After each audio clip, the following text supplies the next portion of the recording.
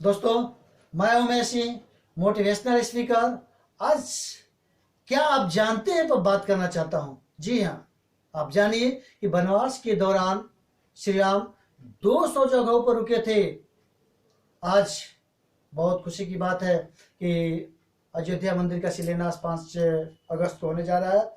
और जहां जहां राम रुके थे सब पर तो नहीं, लेकिन 17 जगहों पर कॉरिडोर बनेगा। तो कहाँ कहाँ कुछ इंपॉर्टेंट जगह का मैं आज चर्चा करना चाहता हूँ, उसके बारे में आप जान जाइए। सबसे पहले राम जब अयोध्या से निकले तो तमसा नदी पार करने की तमसा नदी पर गए, और जो कि अयोध्या से 20 किलोमीटर दूर है, और उस नाव के माध्यम से तमसा नदी को पार किए। इसके बाद राम श्री श्रृंगेश्वरपुर तीर्थ गए, यानी कि प्रयाग से 22 किलोमीटर दूर है, जहां पर किवट ने उनको नदी पार कराया। जहां पर आप सुने होंगे कि बहुत केवट और राम के बीच विवाद हुआ, और जहां भव सागर पार करने की भी बात कही गई थी। उसी तरह से वहां से कुरई गए। कुरई सिंगरौर से गंगा पार कर कुरई के में रुके थे। वहां से सिंगरौर से गंगा पार कर कुरई में रुके थे, पहला विश्राम वही था। इसके बाद प्रयाग, कुरई से श्री राम प्रयाग पहुंचे।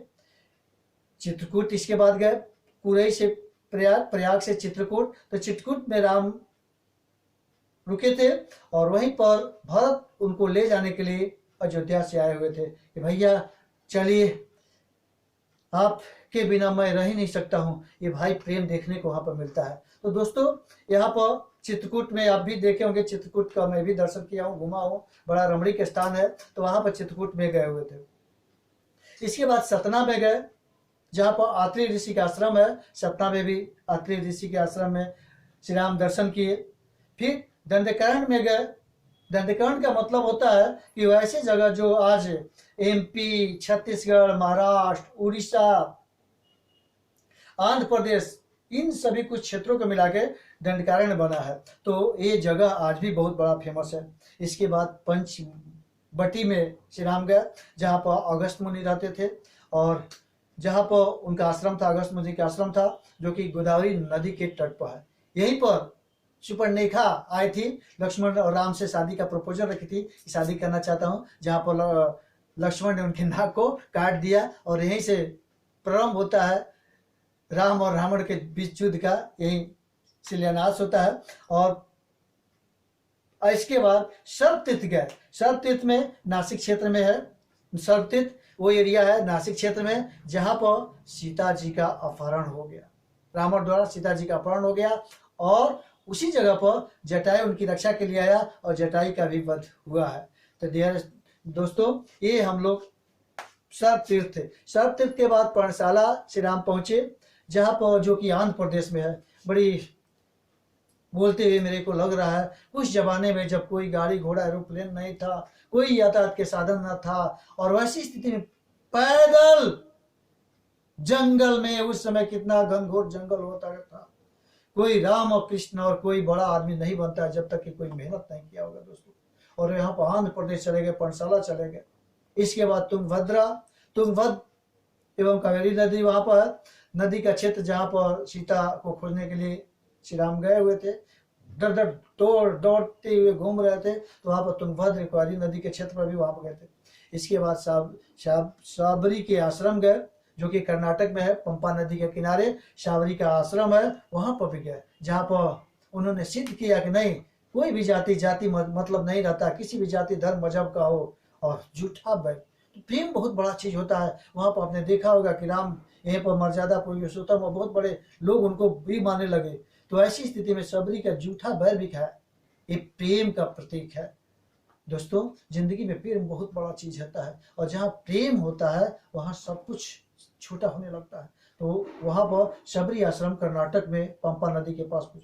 इसके बाद ऋष्यक मुख पर्वत पर गए, वहां पर गए जहां पर हनुमान और सुग्रीव से श्री राम की भेंट होती है, और वहीं पर बलि का वध भी श्री राम ने किया। इसके बाद कोडिकरई गए, राम बानर की सेवा से वहीं पर रेस्ट किए, और रामेश्वर के लिए कुछ किए। रामेश्वर के लिए कुछ किए। कोडी करई एक जगह है जहाँ पर श्री राम वानर के साथ रेस्ट किए और वहां से रामेश्वर के लिए प्रस्थान किए। इसके बाद पुनः रामेश्वरम गए, जहाँ पर उन्होंने भगवान शिव की पूजा की। बहुत ताजुब बात है, श्री राम शिव को अपना मानते थे और शिव राम को मानते थे। बड़ा विचित्र स्थिति है। आज तो हम अपने आप में अहंकार में रह जाते हैं, हम ही अपने आप को ऐसे होकर रहते हैं। जो भी आप ऐसे होइएगा, नम्रता, ऊंचे ऊंचे सब चले नीचे चले न कोई, जो सबसे नीचे चले सबसे ऊपर हो। हम जब अहंकार में होते हैं तो ऐसे हो जाते हैं, हम किसी से कम नहीं, हम ही है, सब जगह हम ही है। लेकिन जो ही आप में महानता आ जाता है, आप ऐसे होते हैं। जितने ज्यादा झुकिएगा, नम्र बनिएगा, लक्ष्मी और सरस्वती का आपके ऊपर कृपा होने लगता है। तो दोस्तों, इस वीडियो के माध्यम से मैं संदेश देना चाहता हूँ कि हमें नम्र बनना चाहिए, मृदु बनना चाहिए, विनम्र बनना चाहिए। तो ऐसी स्थिति में वहां से पूजा वूजा की, शिव जी रामेश्वर में भगवान शिव की पूजा की। शिव मंदिर आज भी वहां पर लोग दर्शन के लिए जाते हैं। इसके बाद धनुषकोटी से राम सेतु गए, धनुषकोटी से राम सेतु गए और राम सेतु पुल निर्माण, जिसे आज हम एडम्स ब्रिज भी कहते हैं, इंग्लिश में उसको एडम्स ब्रिज भी कहते हैं, वो पुल बना श्रीलंका में। और वैसी स्थिति में पुल के सहारे राम कहाँ गए? श्रीलंका के लिए प्रस्थान करें। इसके बाद नुबारा एलिया पर्वत है, जहाँ पर आज भी रावण फॉल है, दर्शनीय स्थान है। अशोक वाटिका है। इसके बाद विभीषण का महल आज भी है और रावण गुफा भी है। और वहीं से श्री राम रावण का अंत होता है और श्री राम पुनः अयोध्या लौटते हैं।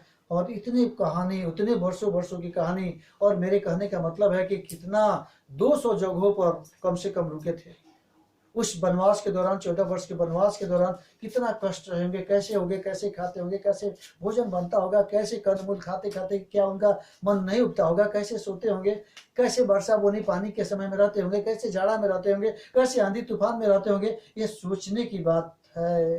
तो ऐसी स्थिति में हमारे जिंदगी में थोड़ा सा भी अगर कष्ट आता है तो हम लोग क्या करते हैं? अपने आप को डिप्रेशन में चले जाते हैं। दोस्तों, मेरे कहने का मतलब है, इससे ऊपर उठें। कष्ट जितने आ रहा है, आज सोना को आग की भट्टी में तपाया जाता है तो सोना सोना होता है। आज हीरा कहाँ से? कोयले की भट्टी से निकलता है, कोयले से निकलता है, हीरा हीरा होता है। तो जितने आपके ऊपर अत्याचार, अन्याय, जुल्म और जितने प्रॉब्लम आ रहा है, तो उसको आप निकलने का उपाय सोचिए। निकलना भी होगा। आज कोविड-19 जैसे महामारी हमारे आपके बीच है, ये भी निकल जाएगा आने वाले दिनों में। इसमें कुछ निखर जाएंगे और कुछ बिखर जाएंगे। तो आप पेशेंस से रखिए, विवेक से रहिए, एकदम सेल्फ कॉन्फिडेंस बना के रखिए, सब कुछ निकल जाएगा। और ये बहुत बड़ा एक्सपेरिमेंट देखे गया, बहुत बड़ा एक्सपेरिमेंट है कि नहीं, दुनिया में बड़ा से बड़ा मुसीबत है, कठिनाई है, तो कैसे आदमी चीरते हुए निकलेगा। और जो डिप्रेस्ड हो गए, मैं संदेश देना चाहूँगा।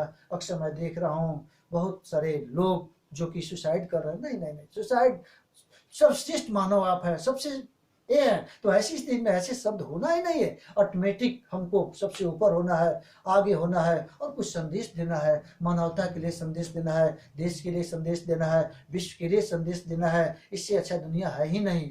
तो ऐसी स्थिति में मैं आपसे रिक्वेस्ट करूंगा कि एक मानव बनिए। जब श्री राम इतना वर्ष बाद आज भी उनको याद किया जा रहा है, तो आज हम लोगों को क्यों नहीं याद किया जाएगा? आज हम अपने मम्मी पापा बड़े को भूलते जा रहे हैं, दादा दादी को भूलते जा रहे हैं। कितनी बड़ी दुख की बात है। इसलिए आप कुछ ऐसा कर्म कीजिए, काम कीजिए कि आपका भी इतिहास बने। इन्हीं शुभकामनाओं के साथ, अगर आपने इस चैनल को सब्सक्राइब नहीं किया होगा तो सब्सक्राइब कर दीजिए, बेल आइकन दबा दीजिए कि मेरा कुछ क्या आप जानते हैं जैसा वीडियो आपके पास जाते रहे और हम लोग कुछ जानते रहे, आगे बढ़ते रहे। कुछ त्रुटि हो गई होगी तो इसको क्षमा कीजिएगा, क्योंकि मैं बहुत बड़ा प्रकांड पंडित नहीं हूँ। प्रयास कर रहा हूँ क्योंकि अच्छी बातें इस कोविड-19 में आपको दे सकूँ। इन्हीं शुभकामनाओं के साथ बहुत बहुत धन्यवाद, प्रणाम। Thank you very much. Thank you for watching the video.